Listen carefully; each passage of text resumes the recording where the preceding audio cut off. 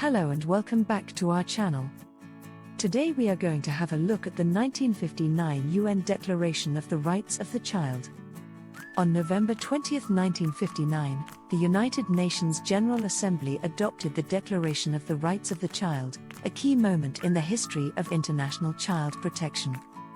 Though it was not legally binding, it marked a significant step in the long journey toward recognizing children as subjects of international concern. The 1959 declaration did not appear out of nowhere. Its roots go back to the aftermath of the First World War, when European nations were grappling with massive child displacement, poverty, and orphanhood. In response, the League of Nations adopted the Geneva Declaration of the Rights of the Child in 1924, drafted largely under the influence of British social reformer Eglantine Jebb, founder of Save the Children. That original declaration was short, just 5 principles, and expressed in humanitarian language. It proclaimed that children should receive the means for normal development, be fed and cared for, and be protected from exploitation. It was paternalistic, charitable, and deeply influenced by the ideals of social philanthropy. Fast forward to the post-World War II period. The horrors of the war, the refugee crises, the founding of the United Nations, and the adoption of the Universal Declaration of Human Rights in 1948 brought a new wave of international legal thought, focused on human dignity, state obligations, and global cooperation. Amid this context, the UN recognized the need to revisit and expand the earlier Geneva Declaration, producing a new text, the 1959 Declaration of the Rights of the Child. This version laid out 10 principles. It affirmed that every child, regardless of race, nationality, or creed, has the right to affection, understanding, food, medical care, education, and protection from all forms of neglect and exploitation. But here's the paradox: despite its universal tone, the 1959 Declaration was not a legal instrument. It was a declaration of intent, adopted unanimously by the General Assembly, but with no enforcement mechanism, no legal status, and no clear obligations for states. Its language reflects this.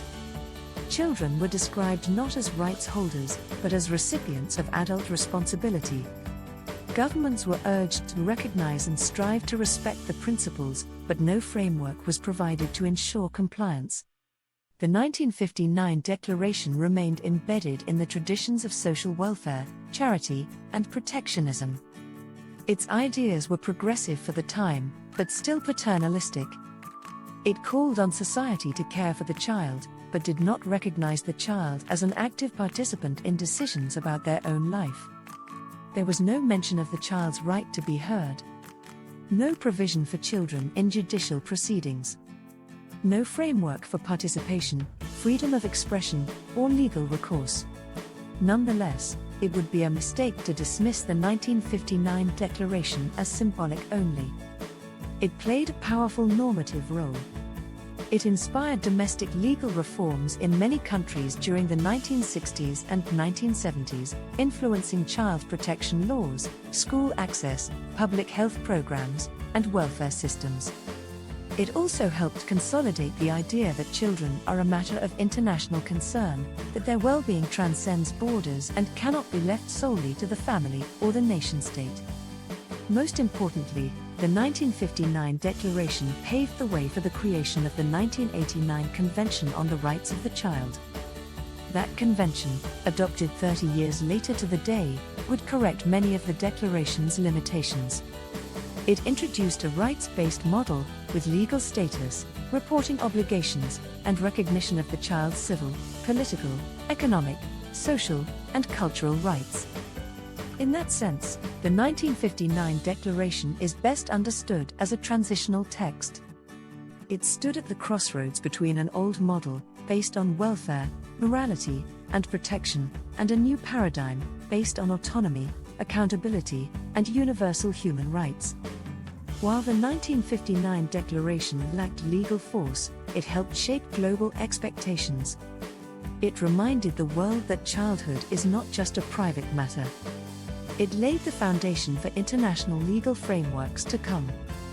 And it marked the beginning of a new kind of global conversation, not just about how we protect children, but about who children are, and what they are entitled to. Stay tuned for more content about the children's rights and their history. And thanks for watching.